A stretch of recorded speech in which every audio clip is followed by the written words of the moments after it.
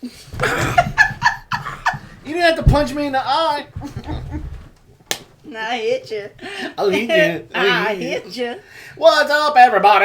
What up, everyone? No pew pew pew tonight. Just a what's up. Just a what's up. What's up? What's up, everybody? Everybody. So who we got in the house? Mrs. Garden, April. Naturally NC. Which one of you is it? D. Sampson's. Mark. Hidden within myself. Anna. He's here for the pew pews. He says he's here for the pew pews. Some people are here for the pew pews, others are here for the poo poos.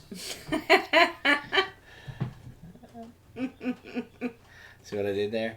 I turned the pew pew into a poo poo to get you to laugh, because you like to laugh about poop. TJ, what's up, man? You have been on our mind. So we're going to do something a little different tonight, and we're going to give it a few minutes, let some more folks come on in here, and because the homesteading community, we're a family, right? And families celebrate together. Families cry together. And families grieve together. Mm-hmm. And we had a member of the Big Bear Nation, the Big Bear family, lose a member of their immediate family this week. And I want to, how do you say it? Witness a moment of silence. Is that how they say it?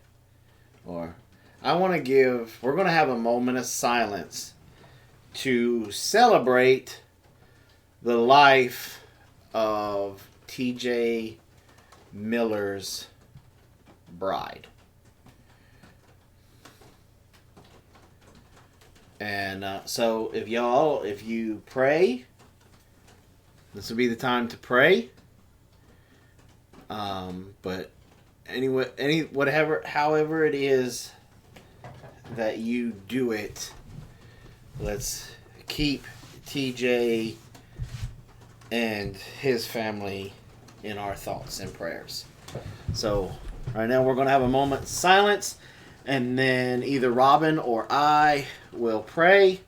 You can pray. And then we'll get on with the show.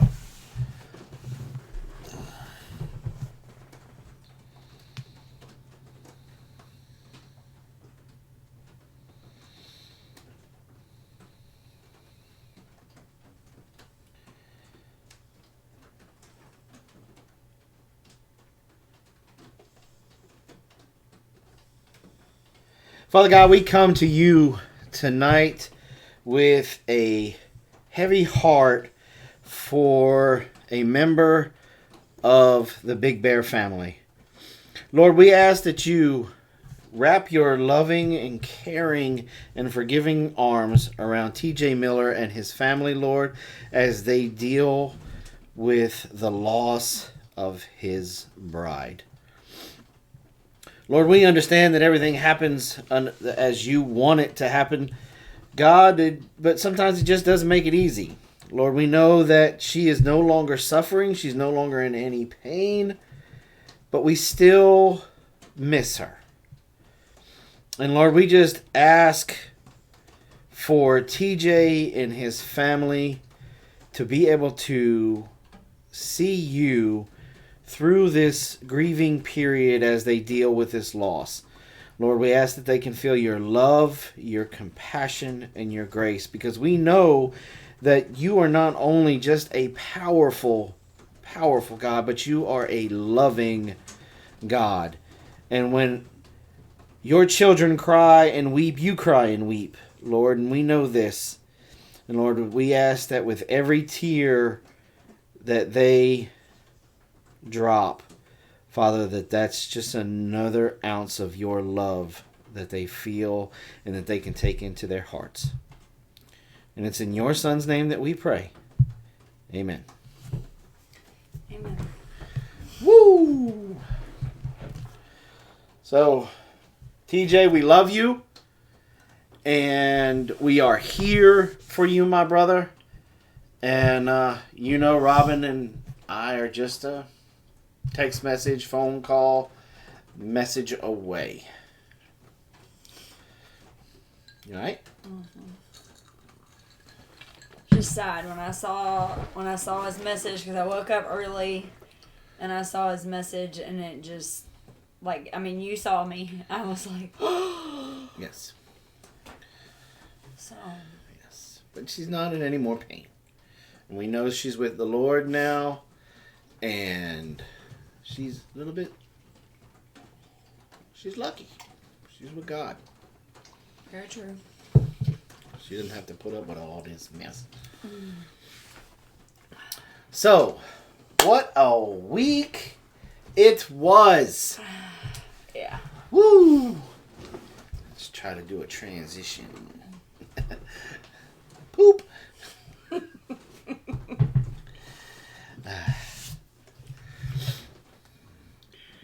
Well, we'll make sure that you get, I think Robin's on it right now. TJ. What a week we had here on the Big Bear Homestead. It started off smooth and ended. We ended this as this is the last day in our week because this is our Sabbath. This is the day that we choose to rest and worship God.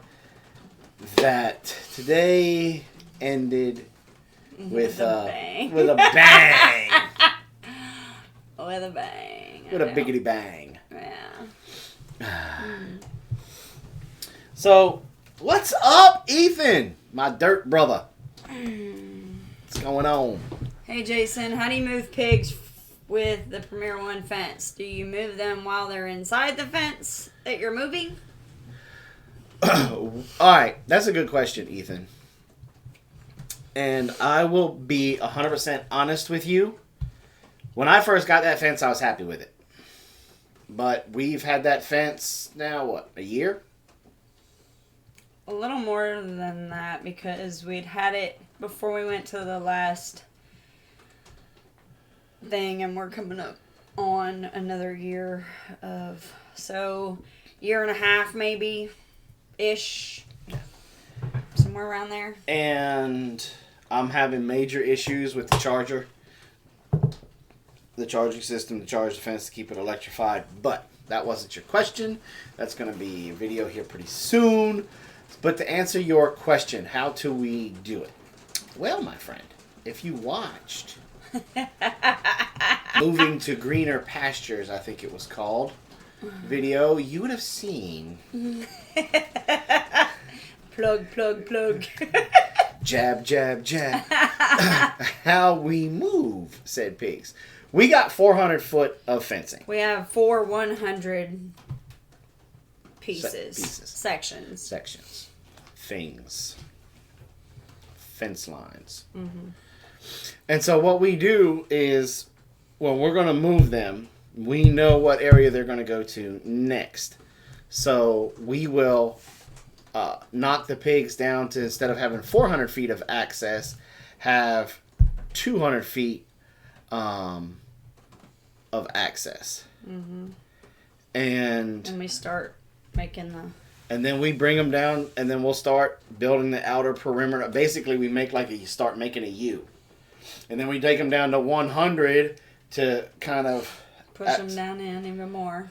Push them consolidates them down, but then it gives us a bigger funnel to be able to make. And then we take them out of that 100, and they usually see the fencing, and they usually go right to it. Now, also, correct me if I'm wrong, but You're wrong. guys usually will move them in the morning, and you won't feed them. And we won't feed them, and they follow the feed bucket. Right, they'll follow the feed bucket. Well, the one thing I can tell people, without a doubt, if you're going to raise pigs, you have to be consistent with your feeding schedule and what you do. So if you always use an orange Home Depot bucket, always use an orange Home Depot bucket. If you break that bucket or lose that bucket, go buy another one. Like, don't change it to a white one. And also, make sure that you're calling them.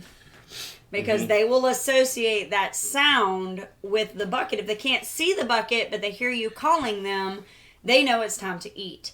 So even when, a good example, last night, we had one get out. But because we called them... Them, we call all of them. Because we called them when we fed them. You said call him. No, I said them. But anyway, when she got loose last night, we could hear her, but it was dark. And so all we had to do was call her, and you started to hear her grunt, and then we knew exactly where she was. So that's really important when you start raising them, even when they're piglets. Like, as soon as you start pouring them feed... You most definitely need to do that. Call them and you consecutively use the same bucket. In the same bucket. Sweet Pea Farms Absolutely. from New York. You are absolutely correct. Yeah. And we are going to be making that announcement here really soon. So April, you're mean. Beating us to the punch. She's like, how do you call them, Robin? Yeah, Robin, how do you call them? I don't call them. You're like... Pick up your cell phone. Hello, Mr. Pig. How do you call them hogs? Hello, Mr. Pig. Can you please come back? It's not like how you call the Razorbacks. I'm just saying. So tell everybody how we call our pigs. No. Keep drinking that cherry Coke over there. You'll be doing it before the hour is up. Getting your medicine. So, that's a perfect segue into what happened yesterday. I can't wait till we get to the segue of what happened today. So yesterday, I came home from work and everybody was beat because we had a really busy... Carol, Ladessa, and Jason had a really busy day here on the farm. And so when we get home, we're all ready to just lay out and flop. And we're starting to wind down and Carol's like, dang it! And I was like, what? Leia's out. So it's still light enough out. And so, no, I don't call them like I used to because I never called them in college. Focus time. So anyway, Carol said that Leia was out. It was still light out.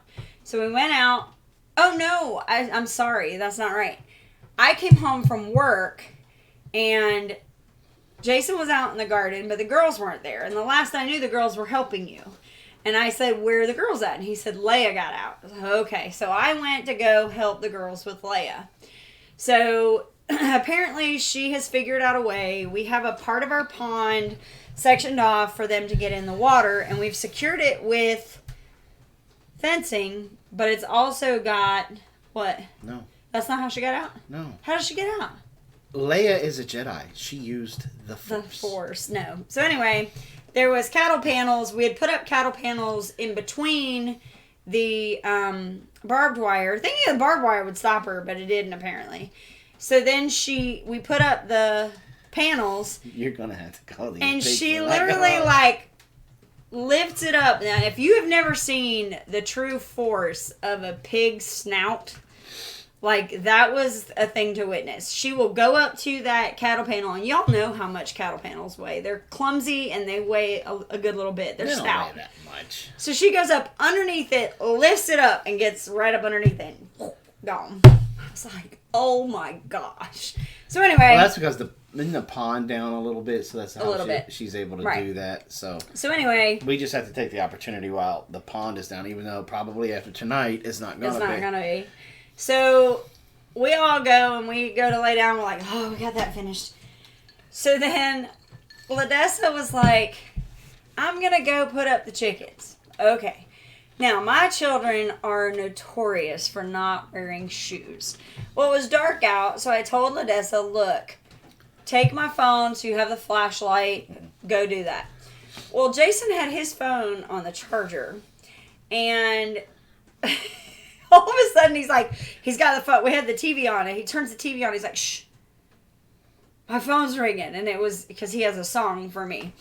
And he's like, my phone's ringing. Go answer it. It's Ladessa.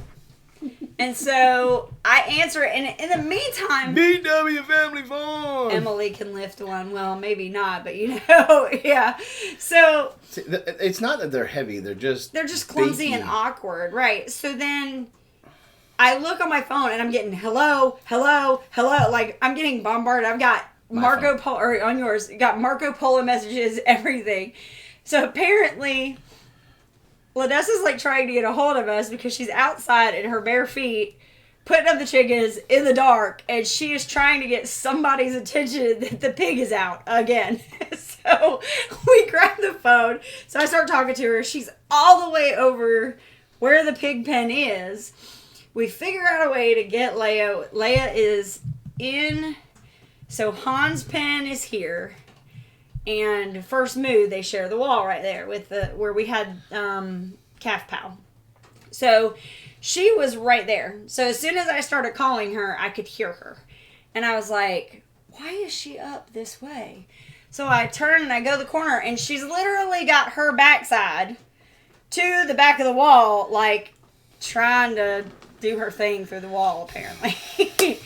So we couldn't get a hold of Jason because now I have Jason's phone. Carol or Ladessa has my phone.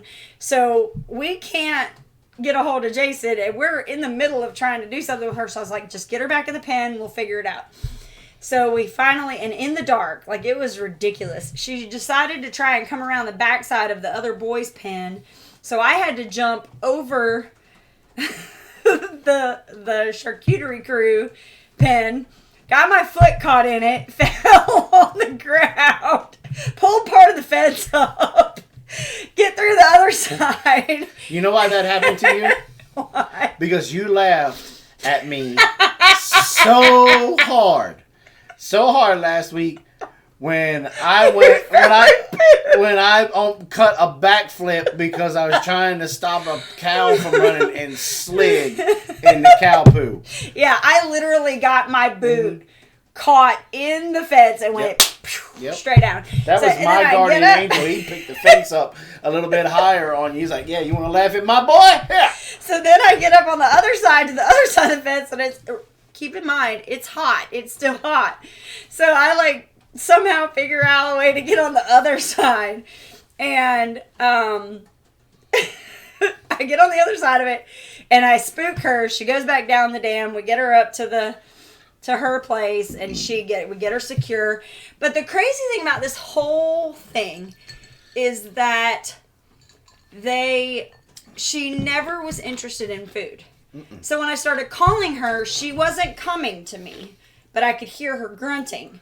She was wondering why her milkshake wasn't bringing the boy to the yard. Apparently. So what's crazy is, and I don't know if we've covered this, but we actually had her in the pen with Han last month.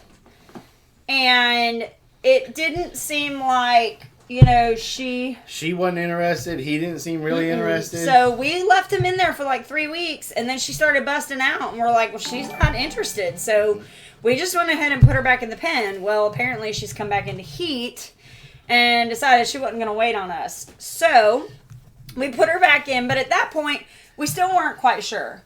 Because she was just kind of, I thought she might have been scratching her butt. So we take her back, put her back in the pen. Well, she had an itch, all right. Oh, yeah. So and it has been scratched. So we're all getting ready for bed. We woke up in the middle of the night, and Ladessa went to take something out. Because something had happened with the dog. The dog had gotten into the trash can. So we woke up Ladessa, we're like, you didn't take the trash out, you need to take the trash out. Well, she goes to take the trash out, and guess what happens? Dang it, Leia's out again. So we took Leia, we put her in with Han, and she's not moved since then. Nope. She's been in the pen with him. So, we're pretty sure. So, Ethan, from 180 Degrees, him and Ben have been talking back and forth about...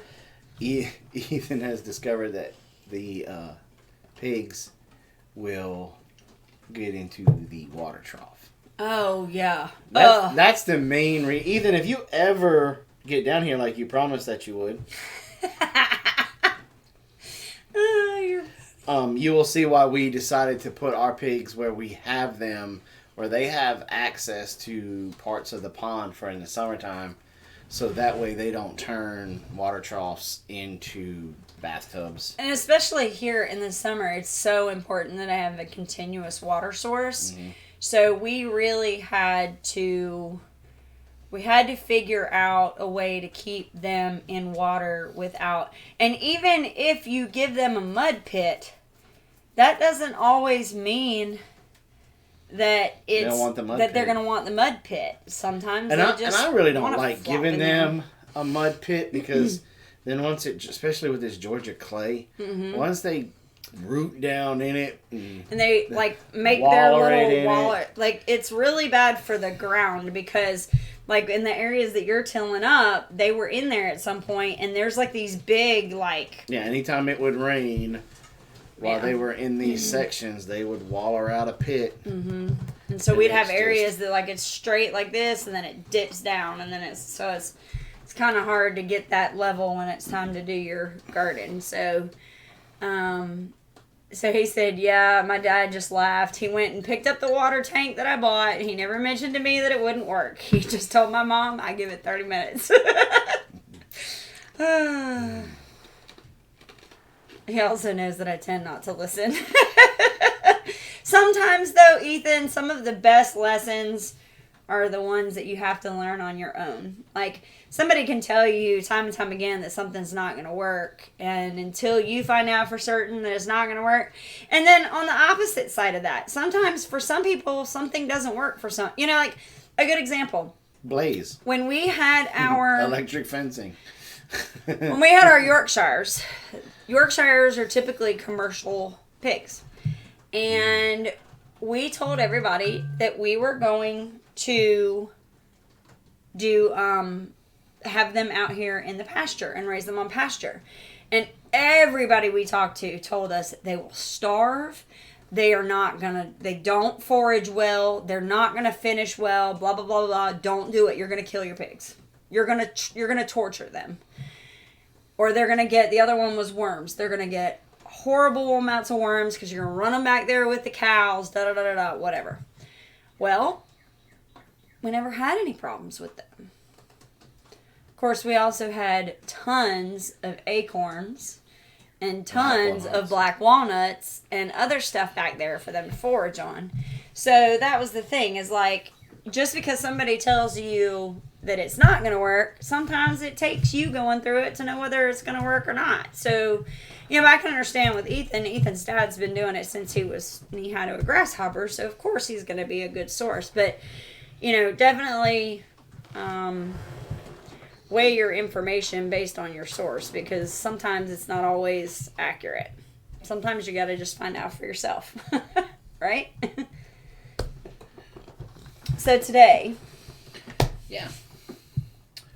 Driving is a skill that we learn as, this is a perfect segue, is sometimes you can be told over and over again that when you add weight to a truck. That is not what happened. That's not even fair. It's very fair. No, it's not. It's very fair. It's very funny. Well, it's funny, but you can't make it about that. That's not. I'm not making it about that. Okay, so here's what happened. Carol and I went to the feed. You need to slow your roll, because this is not like this is the first time you have ever slammed on the brakes and had an incident with feed. But that wasn't my fault the first time. It was my fault this time. How was it not your fault last time? Because you were, too busy paying attention to what I was doing on the live feed? versus watching the road. I was watching the road. The person in front of me didn't hit their brakes till the last minute. It was called a traffic light. No, it wasn't. It's live on YouTube. We can pull it up. But it was hilarious. I hit the brakes. Feed went and hit Jason all in his. I wish we weren't live, and I wish it was a video, because that would have been an awesome thing to put down in slow-mo to watch this wave of feed. Well, it didn't help that we were in a hurry. Like, where were we go? We were going somewhere or doing something, and we were in a we were major out of feed. hurry. We were out of feed at the house because the truck went down with all of the feed in it. And so we were just trying to do whatever we could do to get the feed back up here to the house, because we had like 6 or 7. Oh, that's right. So we were riding back and forth to get the feed out of the truck. That's right. We were carrying it in the back of the Prius. Back of the Prius, and we had half drums and buckets and feed bags, and we were just venting on YouTube at the time, and in the Prius. It was not a stoplight. It was a perk, because I remember pulling over into the parking, like anyway, whatever. So yeah, feed in his beard. It was everywhere. Yeah, I had it in my ear. I think I still pull pieces of feed out every now and then. Hey, where's Jason's combat kill? It's almost time for that. But ever since you found your pants that you like, it hasn't been hot enough yet, y'all. It's only been barely 90. Yeah. So for us, and I don't know how many of y'all, I mean, everybody here is in different parts of the country, but I recently had somebody ask me about this at work, because I still wear jeans in these 90-ish degree weather.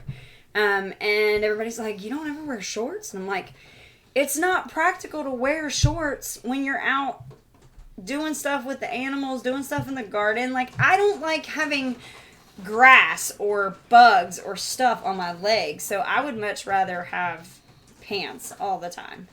So, but you wear your kilt when it gets... The moment I start getting swamp butt. Yeah. As soon as he starts to sweat. Pants and underwear go away, and the kilt comes out. Kilt comes out. So, but anyway, so back to today. Carol and I went to go get feed early this morning because we were out. So we had to get back and get feed so we could get everybody fed. So we're on our way back, and one of my colleagues at work... Don't share that part. Don't share that part till we know for sure. Okay. Anyway, so I went down the road, and we get 90 here, and we're all dying. So I'm coming down the road, and very close to my house, there is a stop sign that I am fully aware is there. And earlier in the morning, Carol and I had been talking about the fire pit that we want to put back here close to the outdoor kitchen. And so I was talking to her about it, and right there at the corner where we were at, there is a place that has a bunch of stone out there, but you can tell that somebody hasn't been there in a while because there's grass grown up around it and all that stuff. So I was like, I wonder if we could get a hold of whoever, or find somebody who knows who owns that stuff, because if we can just come take it, or if we need to pay for it, whatever, I would love to have some of that stone for the outdoor kitchen and for the fire pit. About that time, I realized that I've been daydreaming about my new fire pit that I'm going to put together, and I realized there's a stop sign, like, right on top of me, like, I need to stop. So I, just out of reaction, I hit the brakes, forgetting that I have 3 55-gallon drums, metal drums, not plastic drums, metal drums in the back of the truck. Full of feed. Full of feed. I hit the brakes, the feed drums roll forward or slide forward, and I even hear them. And because you have that ingrained thing to tense up instead of to do anything else, I tensed up. I should have just hit the gas and kept going. I didn't do that. But instead, 3 55-gallon drums of feed, metal, slid forward and hit both glass panels of the back of the truck. And shattered the glass. So it was beautiful. I guess we got different definitions. So the best part was To me, it's just class. It happens. Things like this, I mean, they're accidents for a reason, right? I mean, we're not all perfect. We're not all Jason. So, I basically keep going and go to turn around. Who's the best driver in the house? And Carol, still me. Who has the best you driving have record? more accidents and tickets than I do. Okay, who totaled a car? You still have more accidents than I do. And it wasn't my fault that the car got totaled. Okay. None of my accidents are my fault. They were But you had like 4 of them. I've had one. All by female drivers looking at their phone and rear-ending me. Yeah. So anyway. So if you're rolling the vehicle like it's a ride at Disneyland doesn't count, then none of my 4 count. Anyway, so we get to coming back around. I go to turn around, and obviously parts of the glass are starting to like splinter and crumble into the cab. And to me, I'm just trying to be careful because we're really close to the house. So I'm just trying to be careful to get us back there. And LaDessa had left a bag of clothing in the cab of the truck that Jason was supposed to take to donate. And they've shut down the donation places, so Jason didn't get a chance to do that. So they were still in the car. So I told Carol, I was like, look, just wrap a couple of pieces of clothing. Because there was a big sweater, a sweatshirt, like some hefty stuff. So I just roll it around your arm. I'll pull over, roll it around your arm, and just bash it from where you are, bash it out into the truck bed. Okay? Because at this point, she had Carol wrap her arms up where all she needed was glue to put all over her wrappings and then bash the windows, and then she would have been ready to go for a tie fight. Whatever. Anyway, I just didn't want her to scratch herself, so I was like, look, just protect your arm and just smash, do it that way. So, so she starts to do it, and she's like, I was telling Jason, this is so funny. She's like scared, and she's just barely pushing the glass out. And I'm like, Carol, channel your inner cat burglar. Like, bash the glass out. You have watched enough shows to know how people bash the glass out. Like, do it. So if my daughter becomes a burglar, her mother helped her get her start on this day. So, how many have got the letter that says it's a privilege to drive, not a right from your police town? Never. I really want to hang out, but I better. All right. Thanks, Ethan. Tell Sarah and the kids that we said hi. So anyway, so she goes to bashing the glass in and finally gets it all out into the bed of the truck. We pull up in the driveway. LaDessa goes to get the gate, and she closes the gate behind us. We pull forward, and all I hear her say is, "Holy crap, what happened?" I was like, just get in the truck, LaDessa. Something bad had to happen. What's going on? Shut up, LaDessa. Just leave me alone right now. So we get down the driveway, and Carol is like, I'm going to break it to Dad. And I'm like, no, I need to tell him. Because one thing that we hadn't told anybody is that one of the passenger side window has stopped working. And so I've been a little snooty about that because everybody, he can have his window down. We can open the window in the back, but my window won't open. So Carol comes running in the door. She's like, Dad, how did she say it? The good news is, something. I don't know, because you two went to fussing at one another, and I just turned y'all off. I was just like, whatever. I finally said, look, I've had enough. And he's like, what? I said, you won't fix my window, so I fixed it myself. And he's like, what are you talking about? And I told him what happened, and he's like, oh my God. Like, ow, why do you do this stuff? So if anybody has the back window, the whole window unit, because it's one big unit with the sliding windows for a 94 Dodge 1500 Ram, let me know. Yeah, so. Dee said, I was totally just thinking, this is Carol's big felony car theft trading happening before our eyes.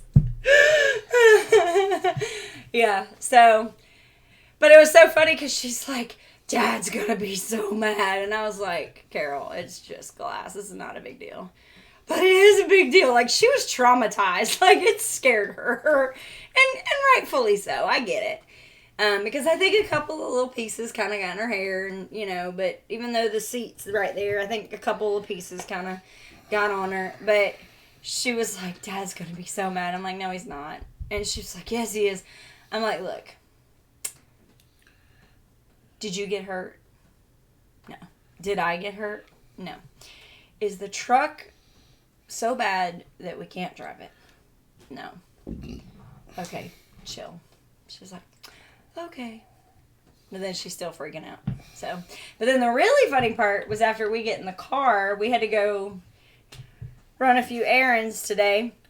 We go to get in the car, and I am telling you, every time I had to hit the brakes because somebody hit their brakes or something like that, I could, like, hear, and I was waiting for the impact, and I'm not even in the truck, I'm in the Prius, like, it's not even, and I looked at Jason, and I said, Jason, I think I have a little bit of PTSD from that, and he's like, it's entirely possible, because every time you hit the brakes, I still have flashbacks of feed. I'm just waiting for the feed to overtake me. It made me laugh so hard.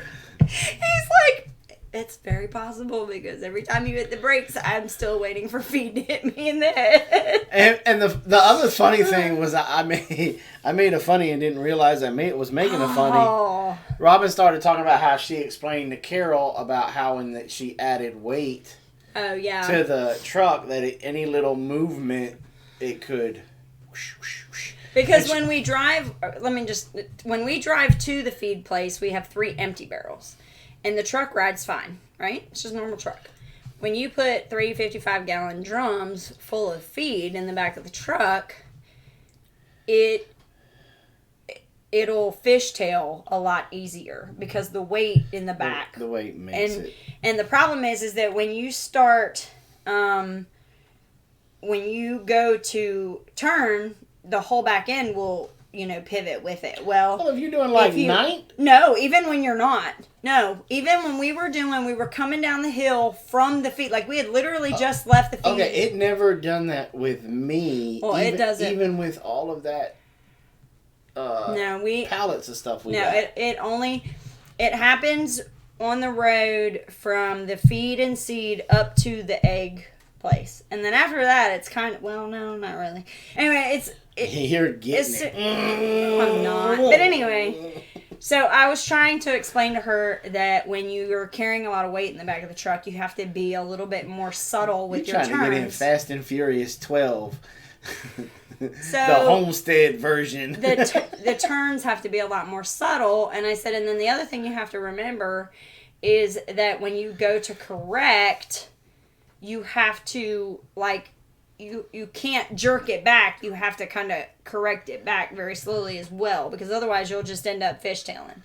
Yeah, it's old school drifting. It's exactly what it feels like. Like the whole back end will kind of do. So anyway, so I was telling Jason about how I told her that, and then I said... And then I said, yeah, and you also got to tell her that when you have that extra weight, it takes longer to stop. To stop. Because you got all that weight. And Robin was like... I was like, I wasn't even going there, but that's funny. I didn't have any problem with the slowness of slowing down. That was all about I was not paying, just wasn't paying attention. I mean, and that happens. Accidents happen that way. People aren't paying attention. So weight does change how it handles. Exactly. Mm-hmm. Have you thought about backing off a bit from the car in front, Robin? I don't normally follow that closely. I don't. You just don't like that I wait a little bit longer than you do. Wait a little bit? What? Woo! Woohoo! Woo! Anyway. Woo! Let's just put it this way. Robin is better choose your battles right now. I'm just saying. Just remember. Robin is a very good driver. See how that's done, ladies? She gets us where we want to go safely. most of the time. You may have more gray hair. And you may have half of the car up your butt. And that passenger side floorboard for that imaginary brake pedal may have a hole in it. Or you may have a hole in your seat from where your butt clenched too much. Or you may start a new hip hop song called Robin, Robin, Robin, Robin, Robin. That's my favorite one. Those are brake lights, those are brake lights, those are brake lights! Or the number one hit from 2017, Mommy, Mommy, Mommy, Mommy, Mommy! I think we need to let Daddy drive now, Mommy. Yeah, so that was a funny story. I don't know if we ever told that one. Yeah, we did. That was funny. If you've ever driven those roads, though, you understand that those roads are not marked very well, so you get going. Because you did the same thing on the way back. I did not. You want me to get Ladessa out here? Because on the way back it was Mommy, Mommy, Mommy, Mommy. No, I was enjoying the way back because we was coming down the mountain, and I was trying to keep up with the bikers with that little tiny Prius. Oh my gosh, yes. Ugh. Anyway, so that was our excitement for the day. We went to try and go to the Army Navy store today. Found out they were shut down. Yeah. That was kind of sad. Yeah. Because I am so sick and tired of I will wear out a set of soles on a boot, boy. I will walk them off. Mm-hmm. You know, and now these new pair that we got, they were supposed to be a little bit better. Robin, it's getting hot in here. I know, I'm dying. And now instead of them ripping at the toes where they start talking to you like they belong on Goofy, now I got a big hole in the center. So I just told Robin, I said, that's it, I'm done. I'm just going to go to the Army Navy store and I'm going to just buy me my what we used to call our Cadillacs, which were the all black leather combat boots. Mm-hmm. Because those are the best set of boots I have ever owned in my life. And can't you get them resold? Like, if you need to, you can actually get them resold. I got my see, this is why you never marry a woman that reminds you of her being Lucifer's daughter. Because I still had mine, and I was still wearing them. Mm-hmm. And I had them resold one time, and it looked like the guy because used... Because I think I got them resold in Japan. Mm-hmm. And it looked like a tire. Mm-hmm. Like it was a tire. Mm-hmm. It was the greatest thing since sliced white bread. Yeah. So that didn't... So... I am now drive for nothing. Look, and now they don't even issue that boot anymore because I talked to Blaze. It's all the basic, what we used to call jungle boots, but ours were green and black. They now call them the desert or hot weather boot, and they're all brown, but they're the same type of jungle boot style where they're more like a stinking sneaker. And so now I'm just going to have to order it off of the internet and pray that, or go find another Army Navy store that has those. I mean, I might go down to Sergeant Major's bunker in Augusta. Go down there and see if he has any. I don't know. Well, we probably need to call and make sure he's still open before we go. Because that's another hour and a half drive. And the problem is we don't know. We should probably call them too. They don't have... What was I going to say? In Augusta, they have the one there, but there's also one in Greenville. The problem is right now, Greenville is having a huge outbreak down in Greenville. Huge outbreak in Greenville, and they don't want. You have to wear a mask in a lot of the different places. So we just decided that we would stay out of Greenville and go to Athens instead. And we get to Athens, and it's not even open. But it's a seafood restaurant. It's a seafood restaurant. I think we need to try that once. I was thinking that. I was like, while we were sitting there trying to figure out if they had relocated, I was looking at it. I was like, this light correction thing is freaking me out. So they basically you turn that light more this way. Changed They changed to a this way. No. This way. Turn it where the light is facing us. You're all you're doing is bending the thing. But then Right it there. makes the bear. Well, then I didn't get used to. Tilt it up. It has to come bounce off of the ceiling. There you go.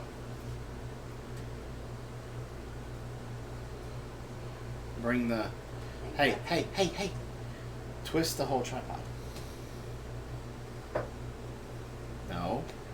Twist it where the face is away. There you go. Right there. Bam. Perfect. Good job, honey. So anyway. High five. See, that was just uncalled for. And watch the lights start changing again. So anyway, Jason, tell me the brand and size, and I'll check my local surplus place. Okay. Yeah, I think you're what, a 9.5? 9.5. 9.5. 9.5, 10. Yeah, so that's the problem we're running into is we can't find any surplus stores anymore. So we're gonna have to call before we try to go to any more. Mm-hmm.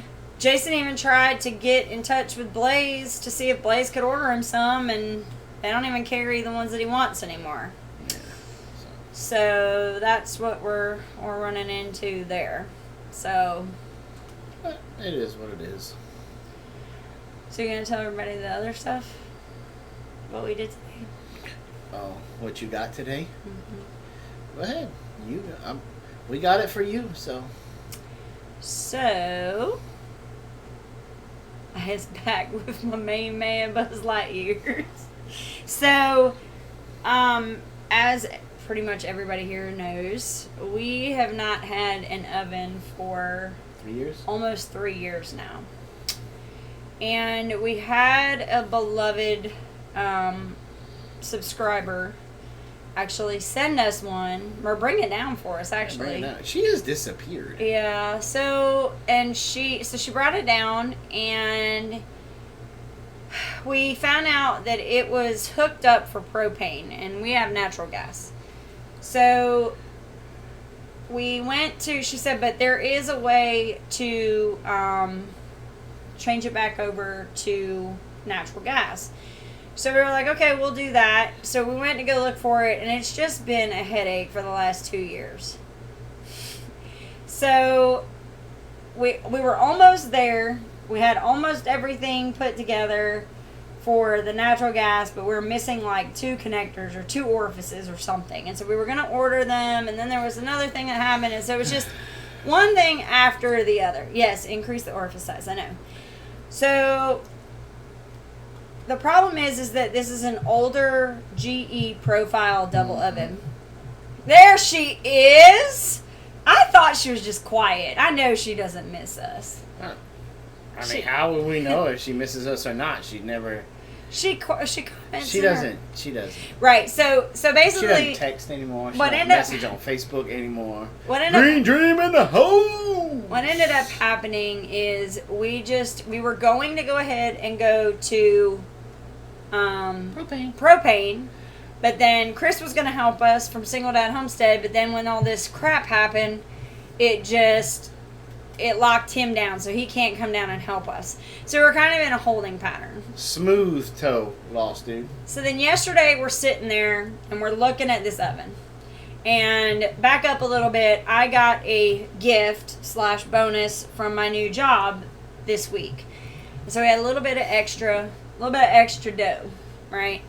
So Jason's looking at the oven. They didn't give you dough. A little bit of extra cash. We just lost something. So that's weird. There it is. So then that was totally weird. That was really weird. I love y'all. Just enthralled with Kaya. She's been super busy. I've seen her posting on Facebook and stuff. I kind of keep up with her. So basically we started looking. Jason started looking on the internet, and he's like, Robin, there's a double oven here for like $1,000, which was basically what I got. I was like, well, that's cool. We can go look at it tomorrow and see if that's the one that we want. So today, when we were in Athens, we're like, well, we'll go look at the oven and see if it's the one we want. Well, we got in there and we started looking at it, and we hadn't really paid attention much to the one that we have in our foyer right now. We just kind of knew that we know what it is and all of that. So we never really thought about the actual putting stuff in, looking at stuff. I love how you're trying to play it off, like putting stuff in, playing it. We didn't think about how old we're getting. And when you get old, trying to pull up a 30, 40-pound turkey off the floor, off the oven, not a good idea. But of course, Jason was like, look, we can always, the thing is, we started looking, and the way that where our stovetop is, there's actually was a cabinet there. And so there was a a pedestal basically for the bottom drawer to sit on. And so it's already up like 6-8 inches. So the thing is that, or maybe less than that, 4 or 5 inches. Anyway, so Jason's like, well, look, we could put down some heat backer board just to be safe. And we could actually just put it up on that so it'll raise it up a little bit. In the meantime, I started looking at the 3 other models that they had that were single ovens, and started looking at the different burners and all of that. You're really gonna steal that from me. No, I'm not done. My big brain moment, and you gonna steal Right, no. So I started looking at the ones they had, and I was still not happy because I still have it in my brain that I want 2 ovens. Well, then Jason looks at it, and he pulls the door out, and he's like, Robin, open that door. I was like, okay. So I opened the door, and he's like, now get the turkey out of the oven. And I was like, that's not going to be a good idea. Because that, you know what's funny? When you start, and this is one of the patterns that I have started to notice. Mm-hmm. When you've been homesteading for a while and you start raising your own, when you're raising your own meat and you're processing your own meat and you're going, and then you start looking at the freezer and you start going, okay, I can get half a cow. You start measuring things by your livestock. Mm-hmm. Mm-hmm. Oh, yeah. Can I fit one of my turkeys in there after we process it? No. No. And that was what's funny is he's like, now, lift that 40-pound turkey out of that oven. And I was like, it's not even going to fit in there. And he's like, exactly. So, where I was at first bummed that they only had 3 models, because everything else, could somebody tell me why everything is a flat surface now with the glass top? That doesn't seem practical. Why is he coming in as Kyle and not Trip H? I don't know. He's too good to come in as Trip H? Maybe he lets his wife sign on as Trip H. I don't know. So anyway, so I was kind of just ticked off that there was only 3 with the actual cast iron burners. I was upset about that. And they were all single ovens. And then when he started talking about that, I started looking at the single oven. And then we started looking at the price, and we're like, wait a minute. It's a lot cheaper to get a single oven than it is to do a double oven. And it's probably more practical. So, started looking at those. Well, the Lowe's, we decided on the one we wanted. The Lowe's in Athens did not have it in stock. And it was going to be 3 weeks before they could actually get it delivered to us. So he's like, but they have several in Anderson. So we're like, okay, we're going to hightail it to Anderson. So we went to Anderson. We get there. And we had this awesome guy helping us. Was his name Bobby? Is that his name? So we're sitting there, and there seems to be nobody. The guy in Athens' name was Chad. So when we get to Anderson, there's nobody helping anybody out. We don't see anyone anywhere.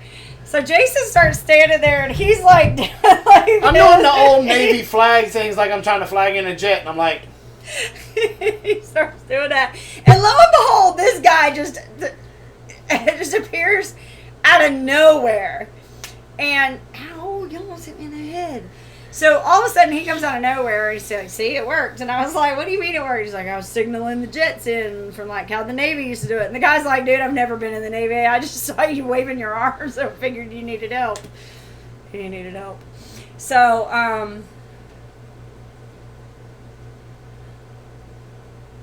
yeah, we could do that. Right? Is that about what you want? Yeah. Yeah. So, So anyway, he comes and he starts talking to us. We tell him about the one we want. And he's like, now look,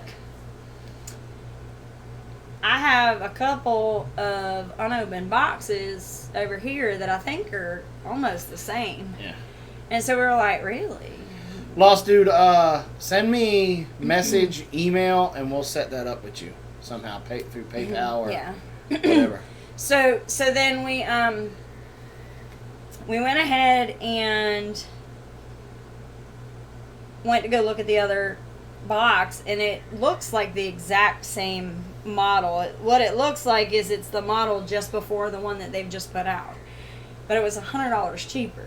So we're like, well, now not only have we cut the price almost in half by going from a double oven to a single oven, now we've actually gone down even further to where getting the protection plan was almost free. So we're like, that's cool. That's what we're going to do. So we did that. And so tomorrow, Jason, well, no, I'm going to go. You and Dessa are... You really think that's a good idea? You and Carol are going to go... I'm going to have Carol strap it down real good. With some ratchet straps. The guys at Lowe's will help you strap it down. Yeah. And look, I'm going to show them what I did with the glass and be like, no, what we're going to do is put the toolbox in there as a buffer. See, now that's the other thing. With not having that toolbox in there, that was part of the problem. I'm not used to driving without the toolbox. That way I can finish tilling up the big garden. Mm-hmm. And, it's exactly what it is. I'm used to driving with the toolbox in there, and the toolbox isn't there. Dang it. The toolbox just went back in there like a month or two ago, and it's not in there. Right, it's not in there. I've been driving with the truck with the toolbox in. Okay. So anyway, so anyway, so I'm gonna go pick up the stove oven range tomorrow. Home on the range. And then we're going to get that started. So that means pretty soon we'll have some cooking and baking videos coming out. Dun, dun, dun. Hashtag Taco Pop-Tarts. Just saying. It's coming. Yep. Yes, you can get them if you drive to Georgia. You can drive here. And you can get them. Teresa said inch. Millimeter. Centimeters. I think she wants to know how big it is. Oh, it's a 30. It's a 30. It's about the same size. It's a 30 inch.36. It's 5.8 cubic feet, which is basically the biggest one you can get without going into like the big, huge, like $5,000 ovens. So I Googled, if you ever get the chance or you're bored, Google double oven. Just Google natural gas range double oven. There are some of those mammoth jammas. Now these things are beautiful. $13,000. Mm-hmm. And they're huge. Yeah, April, that's what Cheryl's saying is pretty close, because when we processed our first 800-pound bull, he took up almost our full 4x3x3. Like, he just about... You need to have, if you're going to do a whole cow or even a half a cow, depends on what cuts you get, you're going to need an entire chest freezer. A decent-sized chest freezer. Yeah. Your standard size chest freezer, you're going to... Ethan, I would check your local feed and seeds. And also, I mean, I'm not sure exactly for a freaking oven. What? Oh, yeah, they are. They're super expensive. The one that Teresa gave us when it was first out was like, I think $2,500. Like, they're expensive. Yeah, natural gas double oven. Like, they are ridiculous. So usually, though, the double ovens he's talking about is like an oven. It's a side-by-side, not a top and bottom. And those end up being like $12,000, $13,000. They're ridiculous. So. One of the other things, Ethan, are you anywhere near a Coke or a Pepsi factory?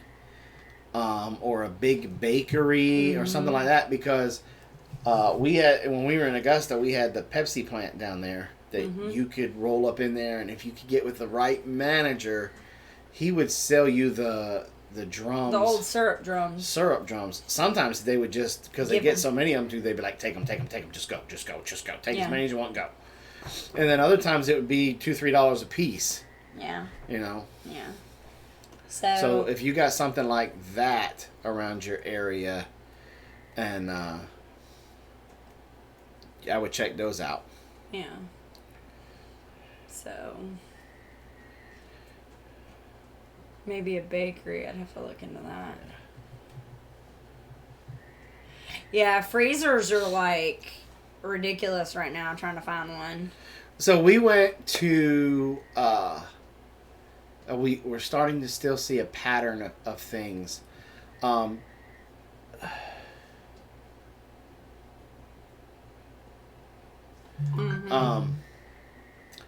Is there, and I got a question, is there a huge movement going on in America for people to want to enter the Tour de France or become bodybuilders?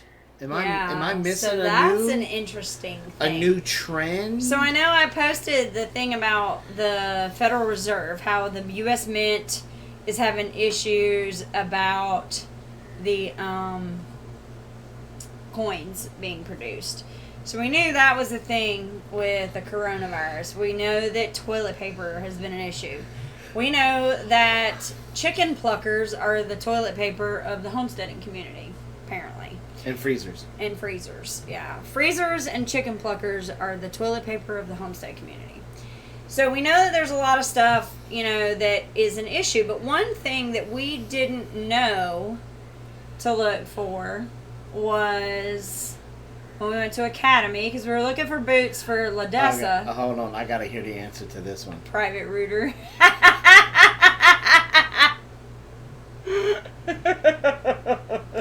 That's a good one. Yeah, so basically what's happened, like what Dee said, is that people are literally going and buying up dumbbells and bikes because they feel like they need to, tutor, that's what I figured he said. So people are buying up bikes and dumbbells and kettlebells and anything that they can get their exercising equipment. The young salesperson at Academy today, he told me, he said since Corona hit, we've not been able to keep bikes, weightlifting, anything weightlifting, dumbbells, cowbells, weight sets, benches, systems. And I figured it out. And I'll talk about that in a second, Ethan, because that is a very good thing to talk about. But I was just, I guess, it's like everybody's like, well, I'm not going to go to the gym, so I need to have the gym at the house. But he said I can almost, the young salesman said, I can pretty much. The worst part is they're all the bikes are probably just hanging up in garages. Nobody's riding them. Mm-hmm. Nobody's doing anything with them. Just like all the toilet paper that's sitting in a thing. So Ethan asked me. TJ Miller said, last time I had a treadmill, it turned into a coat rack. Exactly. Like, that's what's happening. So I'm in a group in Facebook. It's basically a homesteading. Wait, do you really have them? Or are you just joking? Because I literally tried to even go on Amazon and can't find them anywhere. Yeah, I'll take them. Kayaks and canoes are sold out, too. We'll Skype you two, family, after this. All right. Chinese supply issue. That's what I'm thinking, too, is a lot of it's Chinese stuff. But anyway. And so... Ethan. I basically, hello, hi, thank you for letting me in the group kind of thing. And everybody was like, hey. What group was it? No, it was a homesteading group. Oh. And this one gentleman put SFMF. And I'm like... I mean, I figured that one out right away. Yeah, well, see, my mind wasn't there. Oh. I'm thinking homesteading stuff. Ah. Because he had no representation of the United States Marine Corps on his page. Anything on his page. Uh-huh. And I'm kind of like, what's that mean? He's like, oh, you must not be a Marine. I misread your thing. I see you're a Marine dad. I'm like, ooh, pump the brakes there, boo-hoo. Didn't realize you were. Yeah, and Ethan, my boy Ethan, comes in to rescue me and try to save me because I guess I didn't see it right. He goes, "Don't worry, Jason. It must be a Hollywood thing." Because basically, what this Marine was saying, he was saying "Semper Fi," mother trucker. And, that's exactly right. But when you're not when you're not in a Marine Corps group and you don't have anything Marine Corps on your... And it's also a different in the ages, in the different... I honestly believe it's a different... Was he a younger dude? He has to be. Yeah, because that's completely not something you would... We would... When I was in the Corps, when we would say that, it was always like jabbing at somebody because they done made you mad. And so,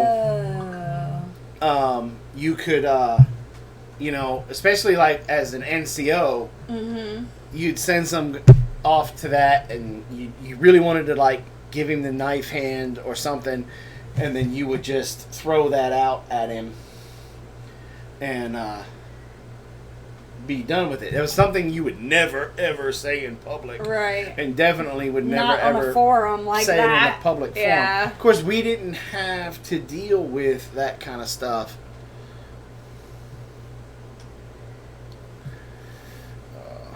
Remakes. We'll talk. We'll have to get your we'll have to contact, talk back and forth. Talk see back what we and can find. forth. Because Blaze couldn't even find them in the PX anymore, so I think you're just kind of look at that knife hand. Yeah. Term of endearment now. Really? Yeah, pretty much. Yeah, and that's a lot of things that I've been talking with the boot. The boot. The boot. The perfect for cleaning. My young Marine. Just an exclamation of being frustrated. Yeah.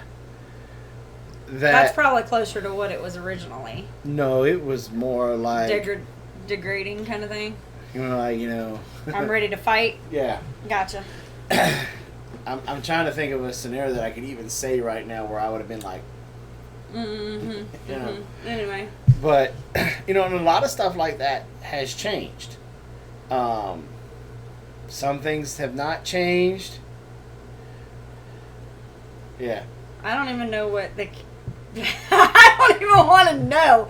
I want that in a Marco Polo, Cheryl, because I have no idea what you're talking about. Family friendly, Cheryl. Family friendly. We smacked the taste out of your mouth in my day. Well, yeah, there's a lot of that don't happen no more, but officially. And and lost dude. Well, Ethan wouldn't know, but. They have come down so hard on the Marines today about hazing. Yeah. That they no longer get to participate in some of the long-lasting character-building traditions that the Marine Corps had. Mm-hmm. Look, if you were a type of person that you were always in your feelings and you just couldn't handle getting picked on or couldn't handle getting your pork chops busted on or anything, you didn't belong in the Marine Corps. Mm-hmm. The Marine Corps was always kind of a give and take, and there was some things that I have scars on my body from, and I know Lost Dude probably does too, from getting promoted or earning jump wings or a scuba bubble and all this other kind of stuff. Yeah, Ethan said it's in that branch every way, though. Every branch is like that, though. That soap in a sock, no gauntlet. When you get pinned for NCO now, it's just good job. Good job. Which is very disappointing. Wouldn't want to make you feel bad. Yeah. Because only enlisted people in the Marine Corps get the blood stripe, and you have to become a corporal, an E4 or higher to get it. You get the blood stripe when you become a corporal, when you become a non-commissioned officer. Okay, because that represents, Marine, boot, what battle does the blood stripe on your uniform when you become an E4 Blaze, what battle does that represent and why? USAF still pins you for your wings. Let's see if my son is up to date. He better be on his Marine Corps history. But it has a meaning to it. And I have video proof of a buddy's son getting pinned. Wow. nice. Well, it's good to know some still do stuff like that. Oh, I'm going to pin my son every time he comes home.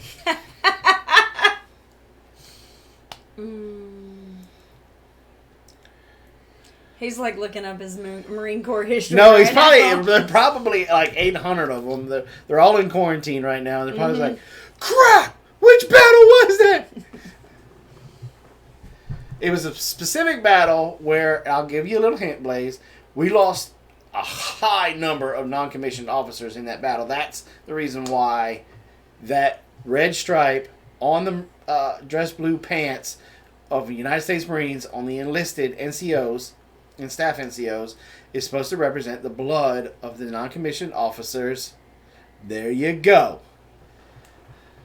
And so we had the tradition of you had to walk the gauntlet. And Wait, what? You what?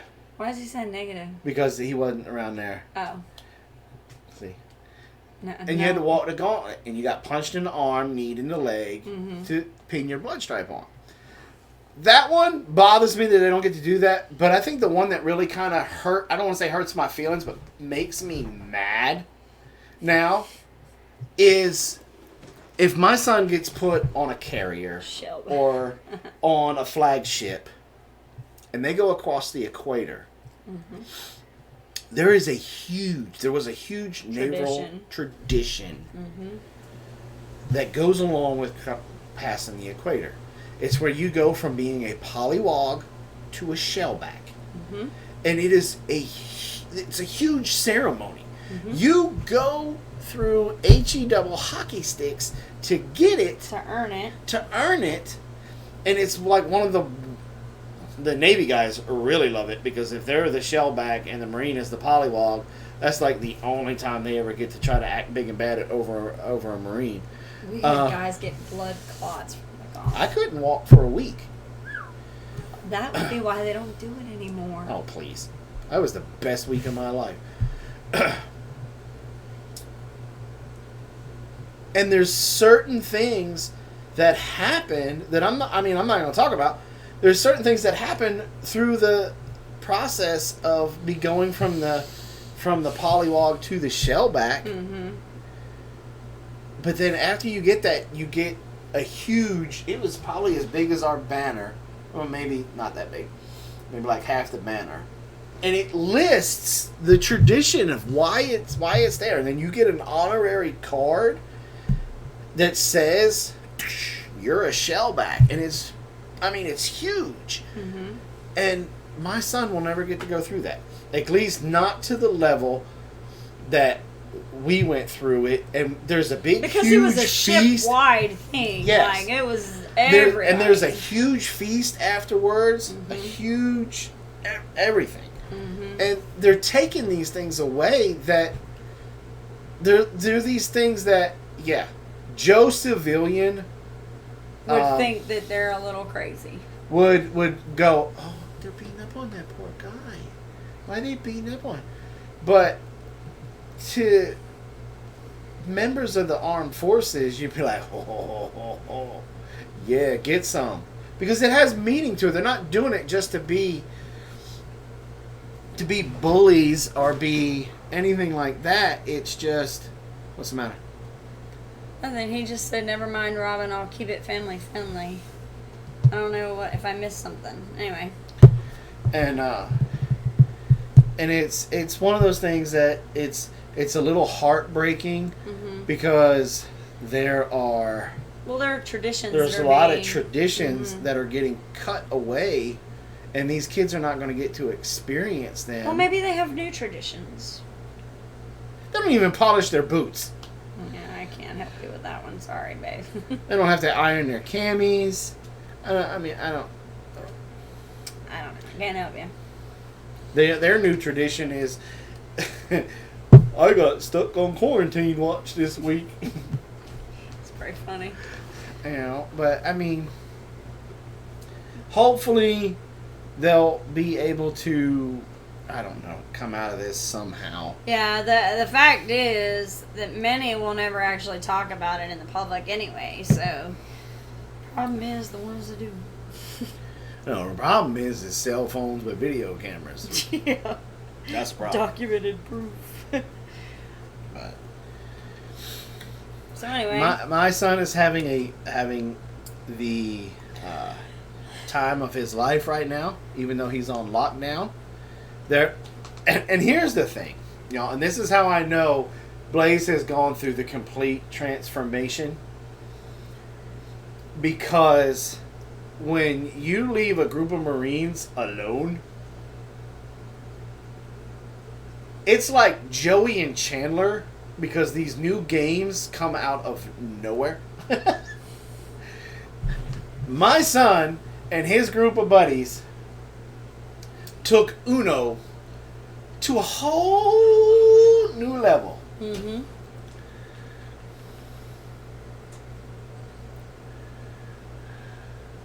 Seriously? Send them to London to the household cavalry camp. Yeah. So, say it again for the people in the back. Video phones kill careers. Right? Yep. Blaze is 2.5 hours for me. We still iron our uniforms. I'm not talking about your Alphas and your Charlies. No, I'll tell you one thing. I was on a video chat with him the other day. Ooh. Uh-huh. And he was rolling his sleeves. Uh-huh. Good to go. Yeah, he'd have been the guy that I would have walked over to and said, here's $20, roll my sleeves. I think all men dresses in the gear. Marines are sexy to the core. Yeah. Can't really say that about my own son, but I know what you're saying. You can say it about your husband, though. Yeah, so I love it. Say it again for the people in the back. Video phones kill careers. Yep. And, you know, it's like and it's the funniest thing to see how that I have to, and it's been hard for me, because for me, my dad was old Corps. Mm-hmm. You know, I was the new Corps, and I always heard from my dad, "You're in this new Marine Corps. Y'all are just a bunch of pansies, and you ain't got it rough." Uh-huh. And now I'm talking to my son, and I'm like, "Dude, well, just do this. This is how we used to get it." No, Dad, that is hazing now. And I just got done sitting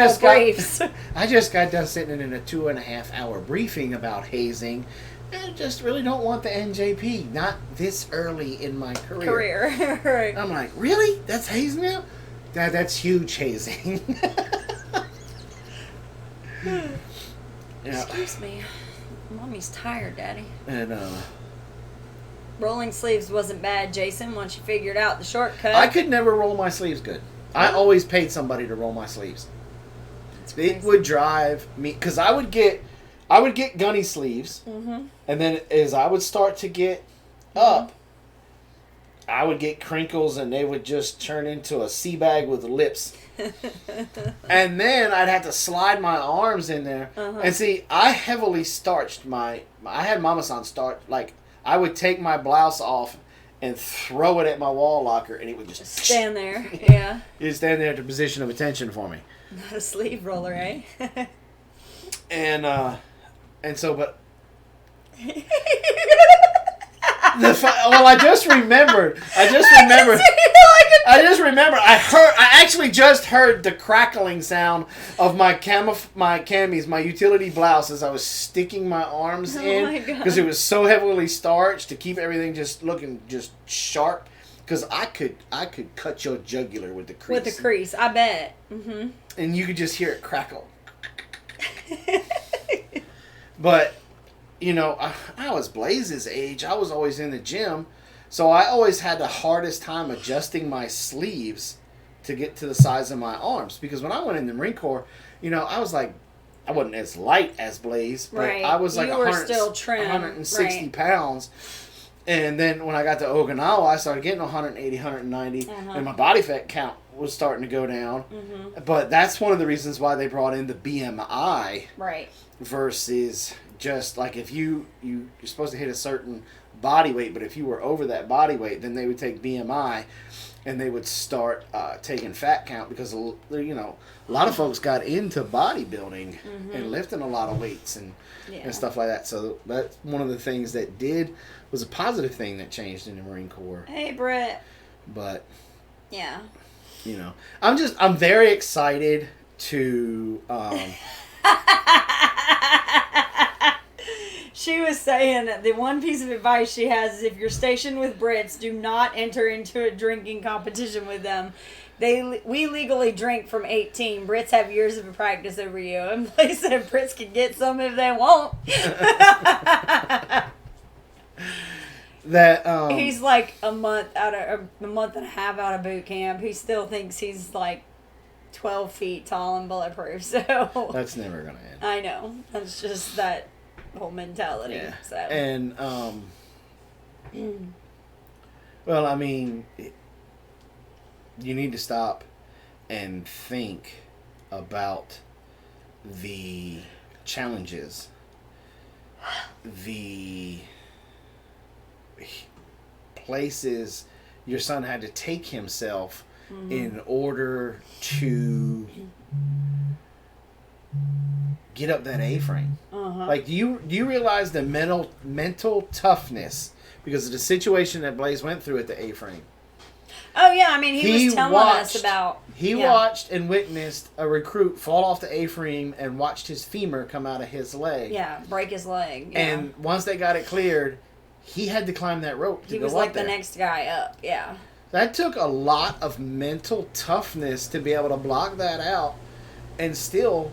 That is. I mean, that's and the no other thing joke. too is that you and I know Blaze is terrified of heights. He does not like heights, and so for him, he really had to even convince himself. He was talking about the rappelling. Problem with heights now. Well, he was talking about rappelling. He was like, I had to literally pick my feet up and move my leg because my leg was like, "You're not going anywhere." So, remember that text message that I sent you about, I'll let you know when you're being stupid and you need to pump the brakes?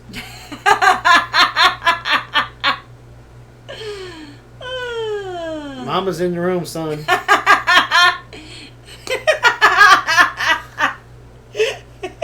Mama's in the room, son. So anyway. 125 pounds. That's nothing. That's my leg.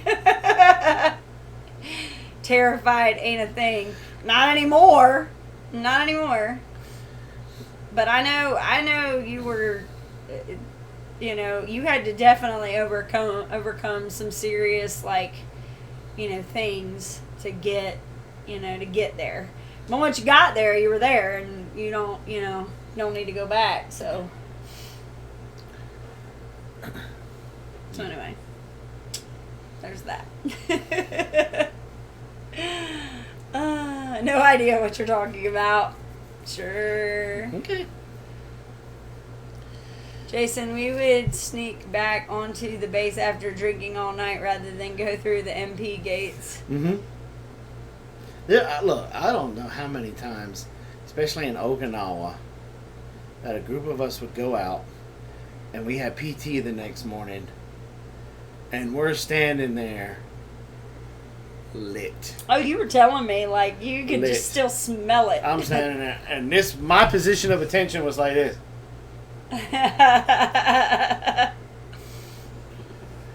But we would, and our CO would come out, and I was really hoping that Blaze would get to meet him, because he's going to come down. He's in North Carolina, but unfortunately his mama just passed. She was 100 and something. So he's back in Florida, I think. But anyway. Good night, Ethan. He would he would come out for PT, and he would stand in front of the formation, and then it would hit him, and he would smile. He would smile, and we all knew what was gonna happen. Because depending on how strong the odor was how many people had to throw up before we would stop running. And we would take off. And we would he would run us sober. Get it out of your system. and he would, if you fell off on the side, started puking, he'd circle around, and he'd have you running in circles until they were done puking. Once they were done puking, they got back up in formation, and we took off again. Yeah. And he could, by his smell, he would say, okay, I'm not stopping until 2 of them puke, or I'm not stopping until 5 of them puke. And we would just go. That's crazy. And you would watch some of them over there that just start. People that were sober sticking their throat. Please, just stop. Yeah. When my mom was head of catering in Army Barracks, she would see these hungover lads and give them a good breakfast to make them better, like a good mom. Yeah, I bet. Yeah. So, but he's in for great times like that. They're all in front of him where he's going to have. One thing I think is cool is that growing up, like, you know, we've always been in Georgia pretty much as he's known. Like, he was born in Arkansas. He lived in Illinois or Wisconsin for a little bit. Then we moved down to Virginia. But these were all years before he even, you know, he really starts to remember things. We've always been in Georgia. And so, you know, one of his things is getting to some big cities and to be able to, you know, make an impact. And not big city. Well, and so one of his things was being able to make it to the West Coast, and it was really cool that he's actually been able to do that now. So he's really excited about, you know, being able to get on the West Coast and see a different way of life. So, yep, that's exciting. You know what he sees right now? Mountain ranges and sand. And white rope. Lots of white rope. And good night, Teresa. Some Lance Cooley that did something stupid that's sitting out there by the rope going, back up, the rope. Back up, back away from the rope. I can see that. But it's time for Mama to go to bed. Mama's tired. Mama tired. Yeah, we had a long day. We were in the car for a long time, and my car doesn't have AC, and even though it wasn't like super hot, it was still hot. Hey guys, we're late. We're just helping our oldest daughter move out. Don't talk to him. Why? Because I said all kinds of things in their live stream. No, I told you what happened. There was a huge delay between the chat. Nope. The way the chat was running in the video versus when they were seeing the chat was totally different. Met a young lady in the Air Force that's already at the school I'm going to. She says pretty nice. Cool. But yeah, so met a young lady. She's blonde. Let it go. Let it go. His business, not yours. So anyway, yeah, in their chat today, it seemed like everybody was chatting, but they were not getting the chat as quickly as everybody was chatting. We really got to have a discussion. No, I'm not going to let you browbeat them. That's not fair. It's not nice. We really got to have a discussion when I'm busting one of my friend's chops. No, not allowed to. To let me bust their chops. We really got to have that conversation. No. Our chat, the chat was really off because it wasn't the chat that's off. At first, like I was like, wow, like, because he's like, did we do something to tick them off? Because I'm like saying stuff and like they're not saying anything. And then I went on and I said something and like Tori didn't say nothing and I was like, well, crap, what did we do? And then I started paying attention to what you were responding to in the chat and I scrolled up. And I was like, oh my gosh, they're like 20 or 30 seconds behind in the chat. So once it looked like it was starting to filter down, then Sydney was like, oh, Big Bear Homestead. And I was like, that's what it is. They were like probably 20 to 30 seconds behind in the chat today. This is really one of my issues that I have is that when I have a friend and then you're like super friends with their wife, that you completely take away half of my man card because... you don't let me bust his chops. Oh, it's you. Gotcha. I'm sorry. I thought it was Sydney. No, that's actually Mrs. Naked Gardener.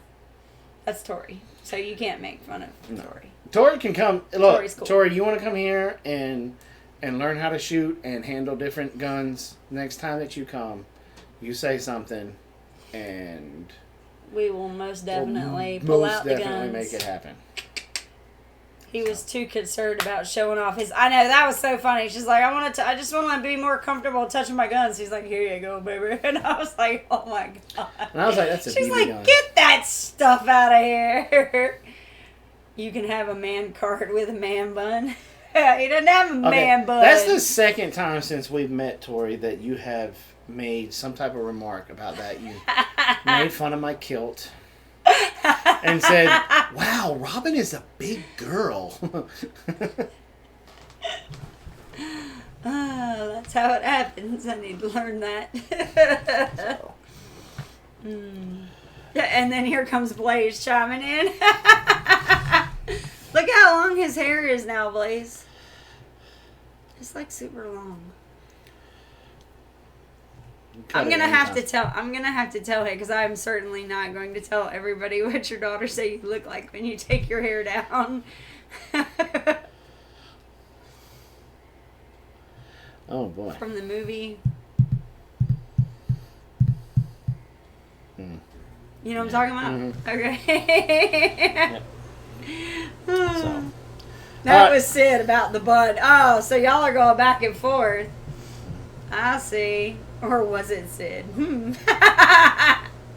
He doesn't have a man bun. I braided it for him so that it would stay out of his face. You guys really don't want to know why my hair is this long. Robin will blush, and it will no longer be family friendly. So, thank you guys for coming in and hanging out with us tonight, and we appreciate it, guys. We put out a couple videos this week. I don't know if you guys got the notifications or anything like that, but they're out there. We did a video on saving some mustard seeds, and then you did your very first garden tour. Mm-hmm. We got the go-ahead for the Gallagher Smart Fence video, so we're going to be putting that out in this week coming. You guys really, really, really, if you have any type of livestock that you're moving around, minus chickens and maybe goats, you will definitely want to check out that video. So... Now look, you were just saying you wanted to go. I do want to go, but now everybody's like, I can't tell y'all. It's not. No. So, from Robin and I, thank you very much. And we want to remind you to plant smiles. Grow giggles. And harvest the love. If you tell, I will wear a kilt on your life. You got the understanding. We're going to let you on our and do a dance. Was it 30 days to Hannibal? Probably. It's close. I don't know if we're going to make it, y'all. Yeah. I don't think we have anybody to watch the farm. If you want to come and hang out at the Big Bear Homestead and watch the farm for us and make sure Carol and Odessa do what they're supposed to do, because they will... be here to take care of all the chores. You're just going to be glorified babysitters. Hit us up. Let us know. Did you get the tickets for the conference? We don't need tickets. Really? Hey.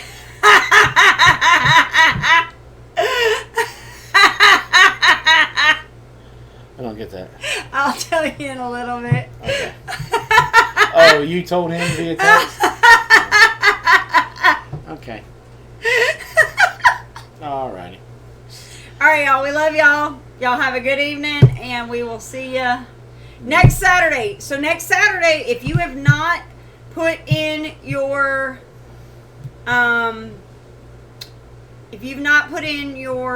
stuff for the giveaway, the 20K giveaway, we're going to announce that we're going to draw the name next Saturday on the live stream. Which is crazy because we're almost at 20. We'll be at 20. We'll be at 21. We're probably at 21 now. We were only like 2 or 3 away, and then we had 3 people as we were coming on. 2102. 2102. 002. So there we go. All right, guys. Thanks for coming and hanging out with us. We love you. Appreciate you. And we'll see you guys next time. Good night, y'all. God bless.